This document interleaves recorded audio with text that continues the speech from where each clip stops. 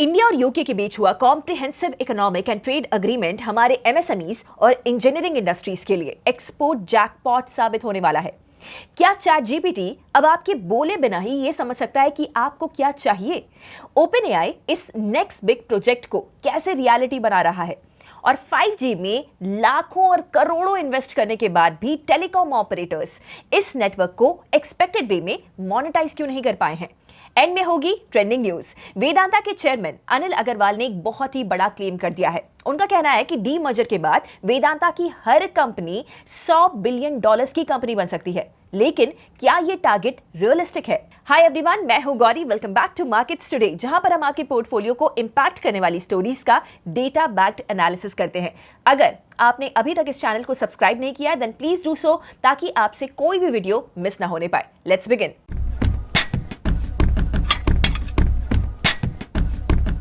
India और United kingdom के trade relationship में एक नया और हिस्टोरिक एरा शुरू हो चुका है। दोनों देशों के बीच चल रहा long pending comprehensive economic and trade agreement और सीटा ऑफिशियली लागू हो गया है। इस मेगा इकोनॉमिक अलाइनमेंट के इंप्लीमेंट होते ही इंडियन एक्सपोर्टर्स को पूरे यूके मार्केट में ड्यूटी फ्री एक्सेस मिल गया है। सरकारी ब्लूप्रिंट्स के हिसाब से इस टैरिफ बैरियर्स के हटने से दोनों देशों के बीच का बायलैटरल ट्रेड साल 2030 तक वर्टिकली स्केल होकर $100 बिलियन तक पहुंचने की पूरी उम्मीद है।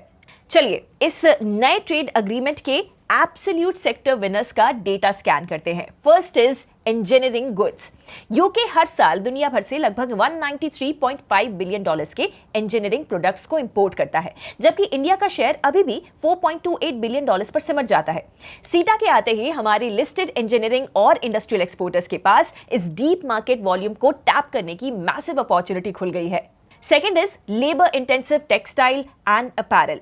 देश के गारमेंट सेक्टर को यूके मार्केट में इमीडिएट ड्यूटी फ्री एक्सेस मिल गया है, जिस पर पहले 12% तक का हैवी इंपोर्ट टैरिफ लगता था। इस जीरो ड्यूटी रिलीफ से अब इंडिया की pricing competitiveness Bangladesh, China, Vietnam और टर्की जैसे टेक्सटाइल जायंट्स के मुकाबले काफी स्ट्रांग हो जाएगी। देन आता है leather and footwear. In goods पर लगने वाले 16% तक के कड़े टैरिफ्स को पूरी तरीके से हटा दिया गया है, जिससे एमएसएमईज और लोकल शू मैन्युफैक्चरर्स के एक्सपोर्ट ऑर्डर बढ़ने की उम्मीद है। Lastly James and jewellery, chemicals, rubber and processed food sectors को भी एग्रीकल्चर इंडस्ट्रीज के साथ अब यूके मार्केट में वाइडर रीच मिलने वाली है। लेकिन दोस्तों, ये अग्रीमेंट सिर्फ हार्डवेयर गुड्स तक लिमिटेड नहीं होने वाला है। यूके ने सर्विसेज सेक्टर के तहत हमारे प्रोफेशनल प्लेयर्स के लिए 137 हाई ग्रोथ सब सेक्टर्स ओपन कर दिए हैं, जिसमें कि IT consulting, financial services, telecommunications और एडवांस्ड एजुकेशन फ्रेमवर्क्स शामिल हैं। साथ ही कॉर्पोरेट इन्वेस्टर्स और इंडिपेंडेंट प्रोफेशनल्स की मोबिलिटी के लिए वीजा रूल्स और प्रोफेशनल क्वालिफिकेशंस के रिकॉग्निशन को स्ट्रीमलाइन किया गया है। सबसे बड़ा इंपॉर्टेंट हाईलाइट यहां पर यह है कि इंडियन कॉर्पोरेट फर्म्स को यूके के 90 बिलियन पाउंड्स यानी करीब 9.5 लाख करोड़ रुपए के मैसिव गवर्नमेंट प्रोक्यूरमेंट मार्केट में बिड करने का डायरेक्ट एक्सेस मिल गया है। हालांकि एक्चुअल गेन्स इस बात पर डिपेंड करेंगे कि हमारी कंपनीज रूल्स ऑफ ओरिजिन और यूके के स्ट्रिक्ट प्रोडक्ट हेल्थ स्टैंडर्ड्स के रेगुलेटरी रिक्वायरमेंट्स को किस कंप्लायंस से मीट करती हैं। तो टैरिफ्स हटने के बाद क्या आपको लगता है कि इंडियन टेक्सटाइल और इंजीनियरिंग स्टॉक्स यूके मार्केट्स में बांग्लादेश और चाइना को पीछे छोड़ पाएंगे? मुझे नीचे कमेंट्स में बताइए। दूसरी स्टोरी में ब्लूमबर्ग की रिपोर्ट के मुताबिक ओपन एआई एक पोर्टेबल स्क्रीनलेस एआई डिवाइस को डेवलप कर रहा है, जिसे internally human like AI companion that lives in the home के नाम से डिस्क्राइब किया जा रहा है। पहली नजर में आपको हो सकता है ये देखने में एक स्मार्ट स्पीकर लगे, जो चैट जीपीटी के through appliances control, music play, question answering कर सकता है। लेकिन ओपन एआई का ये कहना है कि ये सिर्फ एक स्पीकर नहीं है। कंपनी इसे एआई इरा के लिए एक नए टाइप का कंप्यूटर मानती है, जिसका फोकस बिजी यूजर्स को और ज्यादा प्रोडक्टिव बनाना है।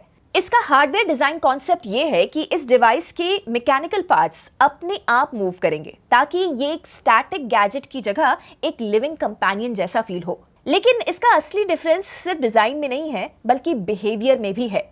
ओपन एआई इस डिवाइस को प्रोएक्टिव बनाना चाहता है, मतलब कि जैसे जैसे आप इसे यूज करेंगे ये आपकी हैबिट्स को, आपकी आदतों को समझने लग जाएगा।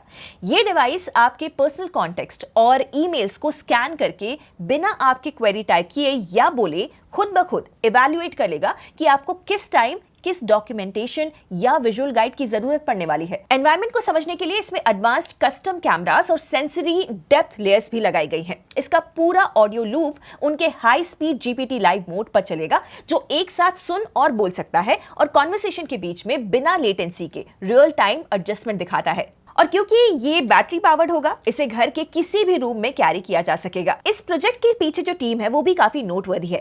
Farmer Apple design chief Jony Ive इस प्रोजेक्ट से अपने डिजाइन स्टूडियो लव फ्रॉम्स के थ्रू जुड़े हुए हैं, जबकि एप्पल की former industrial design head Evans Hankey की स्पीकर डेवलपमेंट को लीड कर रही हैं। ये उस वक्त है जब ओपनएआई और एप्पल के बीच में लीगल बैटल भी चल रही है, जिसमें एप्पल ने रिसेंटली ओपनएआई पर अलेज्ड ट्रेड सीक्रेट थेफ्ट का लॉ सूट फाइल कर दिया है।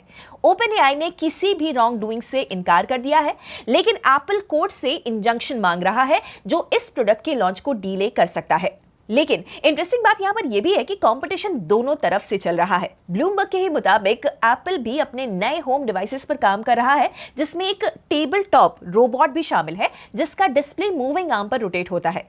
यानी अब एआई हार्डवेयर की नेक्स्ट रेस ऐसे डिवाइसेस बनाने की है जो कि यूजर्स के साथ ज्यादा नेचुरल और ह्यूमन लाइक इंटरैक्शन क्रिएट कर सके। बिना स्क्रीन वाले इस प्रिडिक्टिव एआई स्पीकर फॉर्मेट को क्या आप स्मार्टफोन से बेहतर और सेफ टेक्नोलॉजी मानते हैं, या फिर पर्सनल ईमेल्स और कैमरा सेंसर का घर में होना एक प्राइवेसी थ्रेट है? अपने थॉट्स नीचे कमेंट कीजिए। तीसरी स्टोरी में, इंडिया में 5G रोल आउट के लगभग 4 सालों बाद भी एक बेसिक प्रॉब्लम अभी तक सॉल्व नहीं हो पाई है कि 5G से पैसे कैसे कमाए जाएं। इस बात को खुद भारतीय एयरटेल ने अपनी FY26 एनुअल रिपोर्ट में मेंशन किया है। एयरटेल के मैनेजमेंट के मुताबिक 5G नेटवर्क्स की कमर्शियल मोनेटाइजेशन अभी भी एक मैसिव चैलेंज बनी हुई है, क्योंकि रिटेल मोबाइल कंज्यूमर्स के पास ऐसे कोई कंपेलिंग यूज केसेस या फिर हाई स्पीड सॉफ्टवेयर रिक्वायरमेंट्स है ही नहीं जिसके लिए वो अपने रेगुलर टैरिफ प्लान से एक्स्ट्रा प्रीमियम खर्च होने को राजी हो। ये स्टेटमेंट काफी सिग्निफिकेंट है। एयरटेल ने 2022 के स्पेक्ट्रम ऑक्शन में 43,084 करोड़ रुपीस स्पेंड किए थे। उसके बाद FY23 से FY26 के बीच में इंडिया में 5G रोल आउट समेत लगभग 1.45 लाख करोड़ रुपीस का कैपिटल एक्सपेंडिचर भी किया गया। इतना बड़ा इन्वेस्टमेंट होने के बाद नेचुरली एक्सपेक्टेशन ये थी कि 5G नए रेवेन्यू स्ट्रीम्स को क्रिएट करेगा, लेकिन ये एक्सपेक्टेशन फुलफिल नहीं हुई और इसका एक रीजन प्राइसिंग स्ट्रैटेजी है। जब इंडिया में 5G लॉन्च हुआ तो टेलीकॉम ऑपरेटर्स ने अडॉप्शन बढ़ाने के लिए अनलिमिटेड 5G डेटा को एग्जिस्टिंग पोस्टपेड और कुछ प्रीपेड प्लान्स के साथ फ्री बंडल कर दिया। इससे यूजर्स तो जल्दी माइग्रेट हो गए, लेकिन कंपनीज के लिए एक प्रॉब्लम क्रिएट हो गई। लोग 5G का ज्यादा डेटा कंज्यूम कर रहे हैं अभी भी, लेकिन उसके बदले कंपनीज को कोई मीनिंगफुल एडिशनल रेवेन्यू नहीं मिल रहा है। दूसरा चैलेंज कस्टमर साइड पर है। आज के एवरेज स्मार्टफोन यूजर के लिए स्ट्रॉन्ग 4G और 5G एक्सपीरियंस में बहुत बड़ा प्रैक्टिकल डिफरेंस महसूस नहीं होता है। इंडस्ट्री ने क्लाउड गेमिंग, वर्चुअल रियलिटी और एडवांस्ड कनेक्टेड डिवाइसेस जैसे high value consumer use cases की एक्सपेक्टेशन रखी थी, लेकिन ये इकोसिस्टम अभी तक स्केल नहीं कर पाया है। सिर्फ कंज्यूमर्स ही नहीं, एंटरप्राइज मार्केट भी एक्सपेक्टेड स्पीड से ग्रो नहीं हुआ है। ग्लोबली 5G को फैक्ट्रीज, हेल्थ केयर, लॉजिस्टिक्स और इंडस्ट्रियल ऑटोमेशन के लिए गेम चेंजर बताया गया था, माना जाता है, लेकिन यहां भी ट्रांजिशन एक्सपेक्टेड पेस से नहीं हो पा रहा है। हालांकि एक एरिया जरूर है जहां पर 5G से मोनेटाइजेशन की होप दिखाई दे रही है, और वो है फिक्स्ड वायरलेस एक्सेस, यानी कि 5G बेस्ड होम ब्रॉडबैंड। जियो और एयरटेल दोनों इस सेगमेंट में अग्रेसिवली एक्सपैंड कर रहे हैं, लेकिन यहां पर भी एक चैलेंज है। कस्टमर के घर में इंस्टॉल होने वाले राउटर्स और रिसीवर्स की कॉस्ट अभी भी काफी हाई है, जिससे कि इनिशियल प्रॉफिटेबिलिटी पर प्रेशर पड़ता है। तो फिर कंपनीज अपना इन्वेस्टमेंट रिकवर कैसे करेंगी? इंडस्ट्री एक्सपर्ट्स का ऐसा मानना है कि अगर नए एआई या कंज्यूमर यूज केसेस से रेवेन्यू नहीं आ रहा है तो टेलीकॉम ऑपरेटर्स फिर से ट्रेडिशनल रूट ले सकते हैं, which is tariff hikes. Global experts का एस्टिमेट है कि लेट 2026 तक 4G और 5G प्लान्स में 12 से 20% तक प्राइस हाइक्स देखने को मिल सकती है। ओवरऑल टेलीकॉम कंपनीज के लिए 5G का बिगेस्ट चैलेंज उस नेटवर्क का बिजनेस मॉडल प्रूव करना है। अब आ जाते हैं हम आज की ट्रेंडिंग न्यूज पर। वेदांता के एनुअल जनरल मीटिंग में चेयरमैन अनिल अग्रवाल ने कहा है कि डीमर्जर के बाद ग्रुप की हर एक डीमर्ज्ड कंपनी में $100 बिलियन मार्केट कैप तक पहुंचने का पोटेंशियल है। उनका मानना है कि इंडिया के इंफ्रास्ट्रक्चर, मैन्युफैक्चरिंग और एनर्जी डिमांड बूम का सबसे बड़ा फायदा नेचुरल रिसोर्सेज कंपनीज को मिलेगा। अगर ये टारगेट अचीव हो जाता है तो वेदांता ग्रुप की कंबाइंड वैल्यूएशन $500 बिलियन तक पहुंच सकती है, जो कि आज के लेवल से कई गुना ज्यादा होगी। इस विजन को सपोर्ट करने के लिए कंपनी एल्यूमिनियम कैपेसिटी को 10 मिलियन टन तक बढ़ाने, zinc, silver and oil and gas production को एक्सपैंड करने और हर बिजनेस को इंडिपेंडेंटली ग्रो करने की स्ट्रैटेजी पर काम कर रही है।